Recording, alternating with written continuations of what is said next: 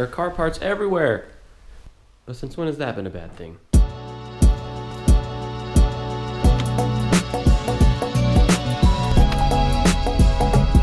Alright guys, today we're taking the truck. So today we're going to be doing a few things to the E36. Before I can get started, I actually have to run to the hardware store to pick up a heat gun. Funny story about heat guns.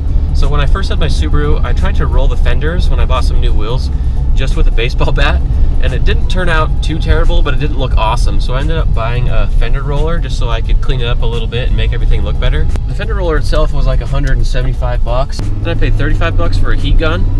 And so what was that, like $210? And so after I rolled my fenders, I wanted to recuperate some of the costs. We have a local classifieds page called KSL, and so I just put my fender roller and my heat gun up there for rent. I charged 30 bucks for 2 days and then 50 bucks for up to 5 days. And in order to protect myself so that somebody didn't just steal my heat gun and my fender roller and take off, I actually started taking a deposit.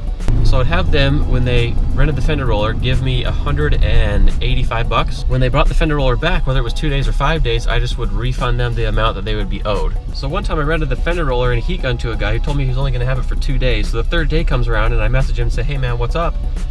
Are you gonna have to keep this for the 5 days and pay the $50, or are you gonna bring this back to me? He ended up telling me that he left the stuff at a car meet, and unfortunately, you have to watch your stuff at these kind of places, which is just too bad. So somebody ended up busting out his window at this meet, stole an impact gun from him, and my fender roller and heat gun that were sitting in his car as well. That really sucks for him, but I can't be responsible for what people do with my stuff, so that's why I had the deposit, and it saved my butt. And I didn't use that deposit money to go out and buy another fender roller and heat gun, because I was kind of sick of renting that stuff out. I spent on something else, so here I am, out to buy another heat gun.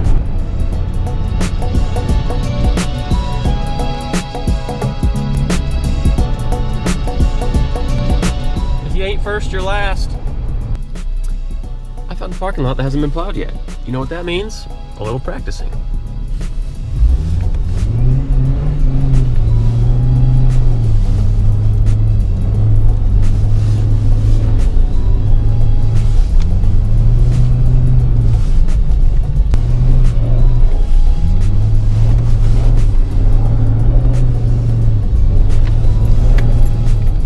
Okay, let's get back on track.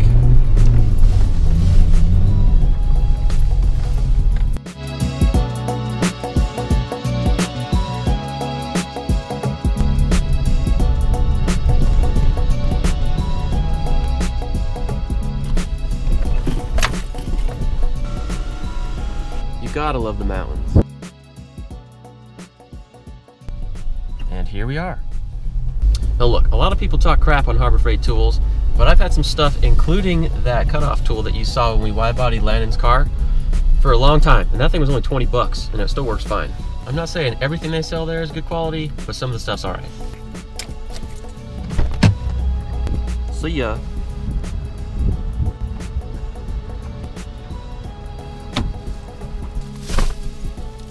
All right, so this is the one I ended up going with. I like the ones that have the temperature control.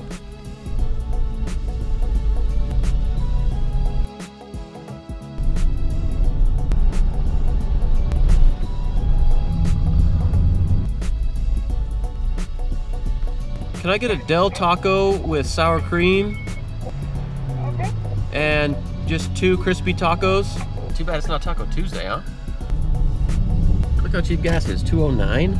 Before I go inside and eat these tacos, in the last video I said that I was gonna give you an update on the BRZ and say who won the shift knob, as well as talk about the parts I had in the basement. So I didn't plan on making this video. I'm actually filming it the day after I uploaded the last one. So we're gonna leave the parts and who won the shift knob for next time. Right now, I guess I can tell you about Landon's BRZ. So if you follow Landon's Instagram for his wide-body turbo BRZ, you may have seen that it sustained a little damage. It's not a big deal, but he had an opportunity to replace some stuff with some new parts. So that's what's going on right now, and that's why you haven't seen too much of the car lately.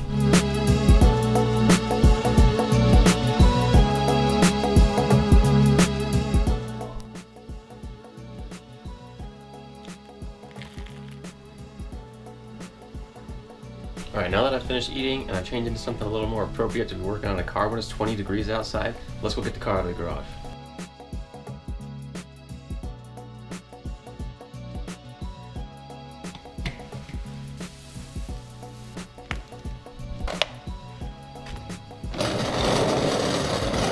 Whenever I buy a used car, it's my belief that it's better to get the car looking as new as possible and spending your money and time doing that before you start modifying it. For instance, you're not going to see me buying $1,000 coilovers if there's a dent in the fender that needs to be taken care of, or tearing the leather or something like that. Now, between working on my cars and my friends' cars, there's been a couple things that I've noticed that you can do to really help your used car look new again. And number one on the list that we're going to be doing today, we're going to be using the heat gun, and we're going to be using that to help restore some of the black plastic trim that's around the outside of the car. Now, over time on used cars, even if they're not that old, a lot of the black plastic trim can become faded, and although it may not draw your attention to it that bad, a lot of times it's the small things that help make the biggest difference. There's a couple ways that you can restore black plastic trim. One of them is just take things off and use Plasti-Dip to repaint them and help that kind of light faded color be dark again from the Plasti-Dip. Or if it's the right kind of plastic, what you can do is use a heat gun, and it will help to, I don't know if it like burns off stuff or it just melts it or something, but it helps create a new finish to make that black plastic trim look new again.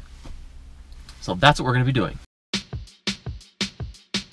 Now before you do anything, you want to go ahead and make sure that you're cleaning off all the plastic so there's not any wax, any dirt, or any contaminants that you can burn into it, so you have a clean slate to work with.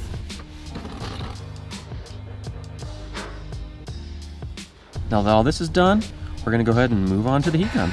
Now you don't want to get it too hot. Make sure you stay a little further away, work in circular motions. If you do get it too hot, you actually can melt and ruin it, so be careful. This isn't showing up that well because it's not in that bad a condition to start with.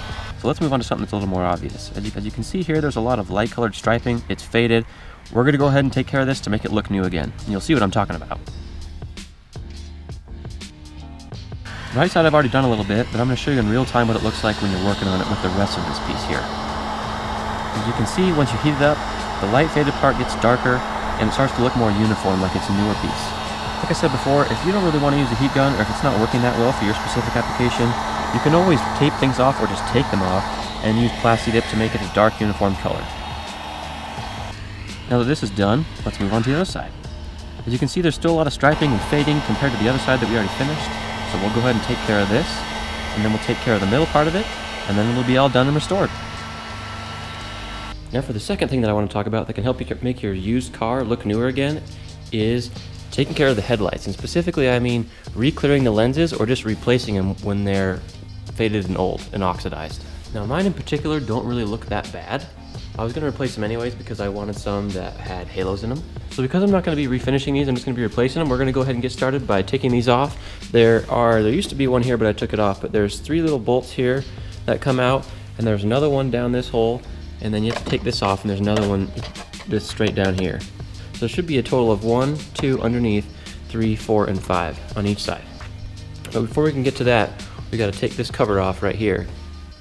And you do that by taking off one screw here, another one here, another one there, another one there, and then popping this out and popping that out, and it'll go ahead and come off.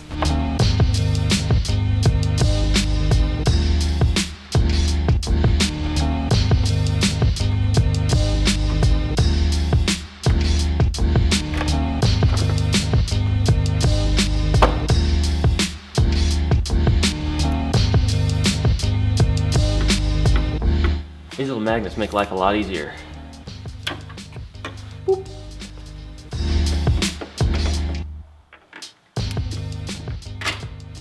Now we'll just get behind the headlights and unplug the plugs that go to the light bulbs, and we should be able to take this thing out.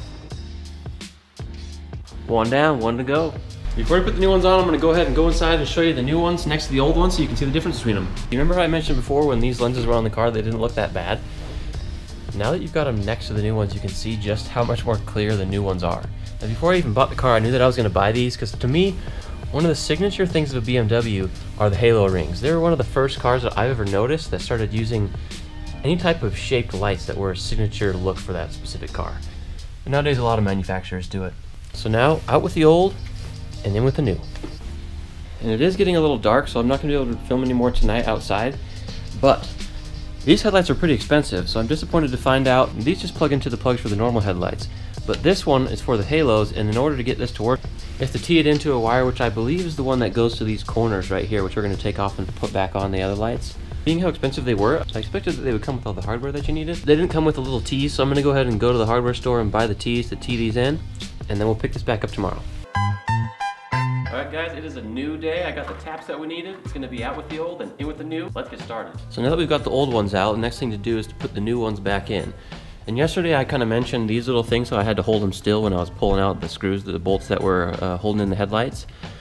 What these are for, so you can see they have threads on them. You can thread them in and out, and these just change how you have the headlights mounted, which is pretty cool. So when we put these headlights in, we've got one here, another one here, and like I said yesterday, there used to be one in here, but I took it out because the new headlights don't have a third mounting spot up here. Then you've got one down here and one down here. So when you screw these in and out, it adjusts the height, and this one will adjust how far forward they are, or even the pitch. And there also still is the adjustment points here and here to adjust the angle of the lenses.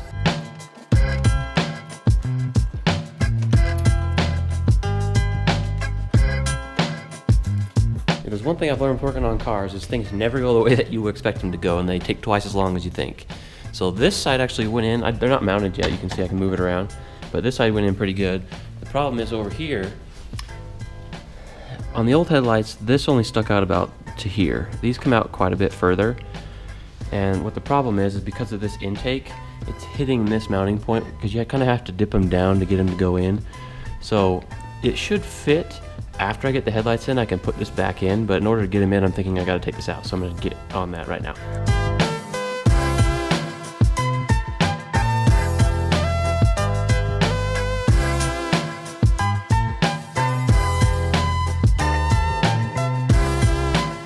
Okay, so I got the intake out, but now since this is a new car, I haven't really looked into it too much.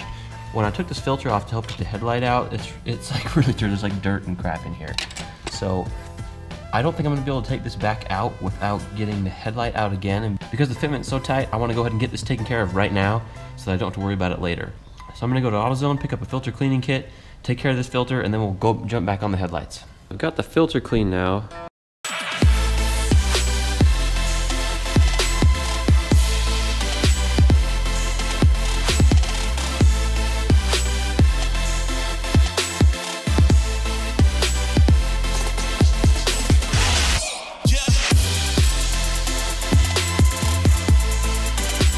So now that we have these in, it's time to tap in for the halo. So what you do is, these are little taps, and when you push these down, this little metal piece here gets shoved down, and what it does then is taps into both of the wires. So we're gonna put this gray one in on the right hole there that you can see doesn't go all the way through, but it goes far enough to reach the metal.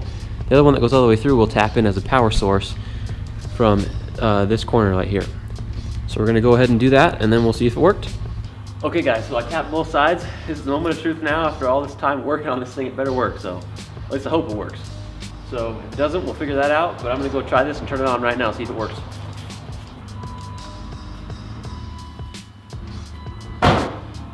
Yes, it worked. Those look sweet. I'm gonna try the rest of the lights.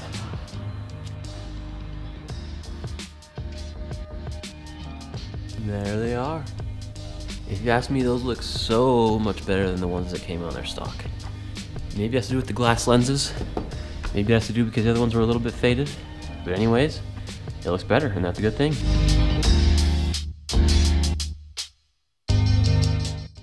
I had to come inside because I was getting a little cold.